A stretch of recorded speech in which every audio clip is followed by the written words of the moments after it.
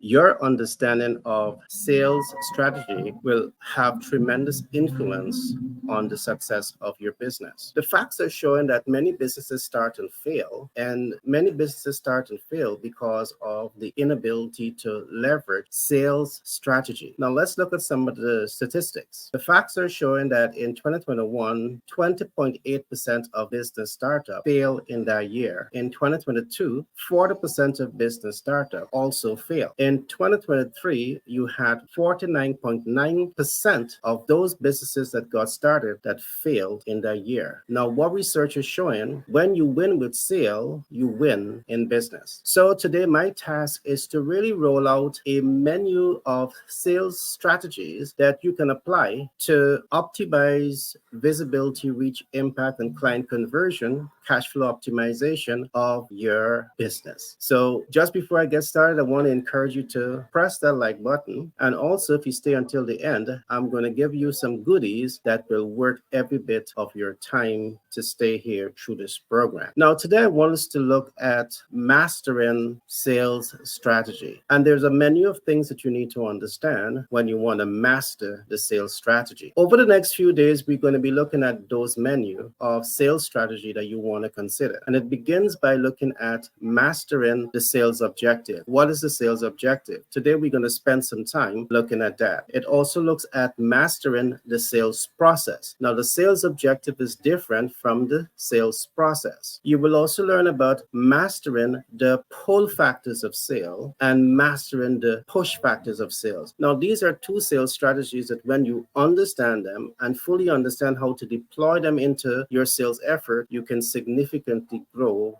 your clientele base. The last concept that you will learn here is mastering research and data analytics. And here is where you will begin to understand the art of sale and the science of sale. Now, we have been using these techniques in our program, and we have been seeing tremendous results for ourselves and for our clients. Now, I also want to thank the new subscribers who have been subscribing to this channel. We have two channels, and we had over the last 30 days, over 15,000 new subscribers would have subscribed to those two channels. So I want to thank you from the depths of my heart for helping us to grow this channel. We also had over 100,000 views between those two channels. So again, I want to thank you for really helping us to grow this channel. I also want to encourage you to continue to like, subscribe, and share. So you will be the first to get these content that we are bringing to you on a regular basis. Now, today we're going to be doing that deep dive into what we call mastering the sales objective. Now, there are three important concepts that you want to take away when we are talking about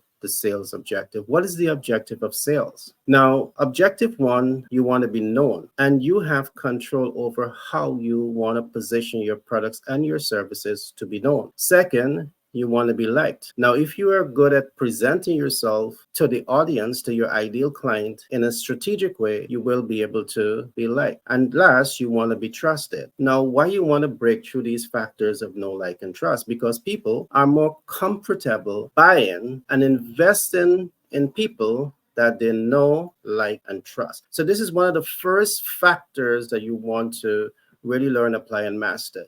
And as you begin to really understand what we are calling the pull factors of sale, the pull factors of sale will really give you those tools to master the know, like, and trust factor. But let us go deeper into this, because today we're going to be looking at everything sales objective, mastering your sales objective. Now, the first thing that I want you to document here is the factor of being known. Now, you want to really focus on this, the factor of being known. And I want you to write just below this, research is a factor of understanding your ideal client. And you want to be known as the type of business leaders, the type of sales professional who really takes the time to research your ideal client, to get to understand your ideal clients. What are their pain points? All right. You want to invest that time to really understand your ideal client. Now, to understand the ideal client. To leverage research to identify your ideal client, it means as a sales professional, as a sales strategist, you understand your ideal client based on three important factors. You understand your clients based on demographic data. You understand the ideal clients based on psychographic data, and you understand the ideal client based on geographic data. Now, I promise you, when you really take the time to understand these data and incorporate them into your sales process, you will achieve much more out of your sales effort. I'm not going to go deeper into it today. I'm giving you at least a high level overview so you have that body of knowledge. And when we do further training, we will go deeper to unlock all of these concepts that we bring into you today. So the first concept that we're looking at here is the factor of being known. So there's two concepts to take away here. Research is a factor of understanding your ideal client. Under this heading, we also look at the importance of demographic data, psychographic data, and geographic data. The next concept I want to bring to you here. You see, when is the best time to innovate products and services? The innovation of products and services in any sales process, any sales effort should come after you research the ideal client.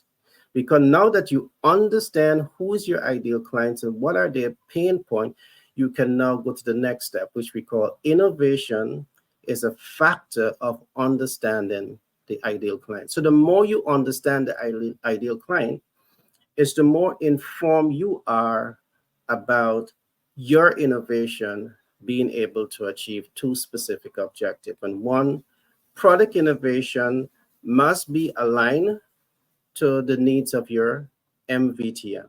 Let me put it this way. Product innovation and your MVO alignment to your MVTM. Now, let me break this down a little bit. You're innovating a product. Now, that product is what you're going to call your MVO. What is the MVO? Your MVO is your minimum viable offer, your most viable offer, or in some cases, it may be your maximum viable offer. But whatever you're offering to the ideal client, it must be aligned. And how do you know this alignment is taking place? You can only know the alignment is taking place when you first of all would have researched your ideal client needs, wants, and expectation based on demographic data, psychographic data, and geographic data. The same principle now applies to service innovation. Before you innovate a service or provide a service you wanted, which is your MVO, it's going to become your minimum viable offer, most viable offer, or in cases, your maximum viable offer. You want to do that research to ensure that you're reaching an urgent and immediate need. You want to do that research to ensure that the ideal client has the ability and the willingness to pay for your products and services. And of course, you want to be known as the individual who is innovating products, who is using data as your springboard to make informed and educated decision about the client. And based on this knowledge, you're now innovating products and services to reach those specific needs of the ideal client. So let's push on here a little further. We're going to now look at the factor of being liked. What are those factors that are going to influence how you are perceived and how you are liked by the consumers?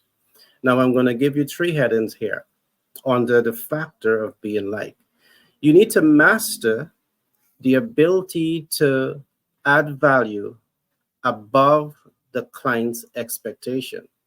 So you take the time to research the ideal client. You take the time to innovate products and services. Now you want to ensure that that product and that service, it is really delivering value, adding value above the client's expectation. It is your ability to do this that is going to really help you to be liked by the consumer, the ability to deliver upon expectations and above the expectation.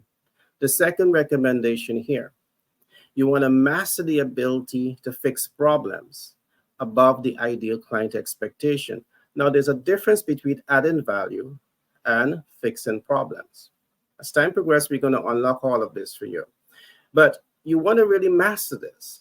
And how can you position yourself to master these sales strategies?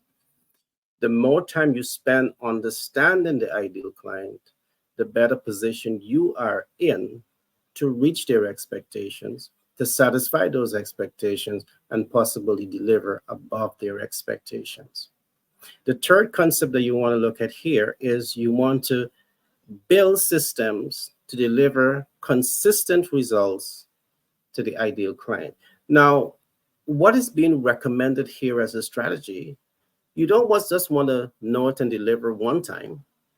You want to deliver quality products, quality service consistently above and beyond the ideal client expectation.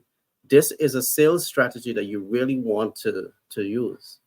The more you know about the client, the better able you are to apply these techniques. Now, let's come to the third factor.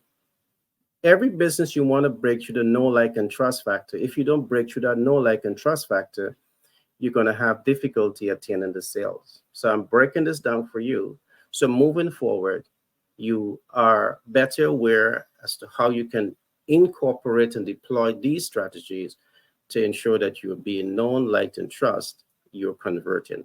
The last concept here is the factor of being trusted. You want to be trusted.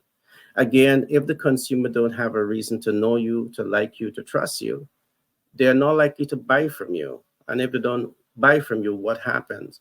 Your business don't get the cash flow optimized, and your business will fail over a period of time.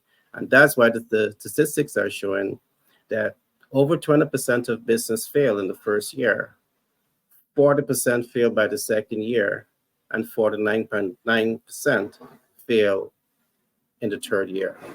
And you don't want to be at statistics. But with these information, you're better positioned to rise above some of the challenges that businesses may have, sales. So the last concept that we're going to be looking at here is the factor of being trusted. What are those factors that can really influence people trusting you? Now, hear this one. Celebrity endorsement and branding accelerate the trust factor. Think about this. If you're able to get celebrities to endorse your brand, that is one thing that can really accelerate the trust, because you come now highly recommended. All right. A well-known personality in business, in politics, in law, in the community, they endorse your brand. And because of the fact that they're well-known, they're trusted, they're established in that community, the community now trusts you. So they begin to invest with you. But guess what? Celebrity endorsement and branding can be capital intensive. And not everyone have that type of deep pocket to enlist the support of celebrity branding. Now, to build your brand organically, it's going to take some time. So organic trust is built over time. All right.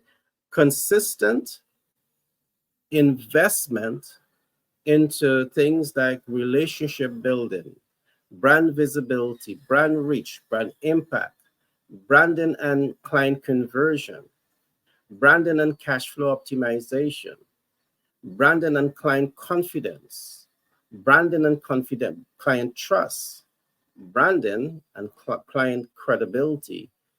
Over a period of time, it really helps you to build up the visibility. So now you are known, you're liked, and you are trusted. And there's a process. As you position the business to be visible, to be liked, and to be trusted, these last concepts I want you to think about very deeply, because not everyone has deep pocket. You want to invest in building quality relationships with the right people. You want to invest in brand visibility. That too is going to cost you, but you need to have budgetary allocation for this. Now, being visible doesn't mean that you're reaching the ideal client. The right information is what's going to help you to reach your ideal client. And once you reach your ideal client, you want to be certain that you're going to be making impact. What is going to give you the predictable outcome of making impact is understanding your ideal client. Now, it is your ability to make an impact with the ideal client that's going to really help you to convert first-time users into regular users and possibly into lifetime users. And this is what's going to help the business now to cash flow optimize. And because you are laying all this foundation, you're building confidence, you're building trust, and you're building credibility in the eyes of your consumers, in the eyes of the public. And that's a winning formula. In our next program, I will look at the next concept. And in the next concept, we will talk a lot about mastering the sales process. Now, remember I said I have some goodies. I want you to get involved in this program with me. I want you to like, subscribe, and share. And I want you to go into the chat and I want you to make a comment. If you find this content interesting, I want you to make a comment. And guess what's going to be the reward? I'm going to give you one free consultation, really helping you to understand how to apply these concepts to your business and to your brand. All right. I'm going to work with you to ensure that we can help you to scale your business, make impact, cash flow optimize, build confidence, trust, and credibility in the eyes of your consumers and the public. So remember, like, subscribe, and share. It has been a pleasure being with you today, and do look forward to being with you in the next program. Be blessed and see you soon.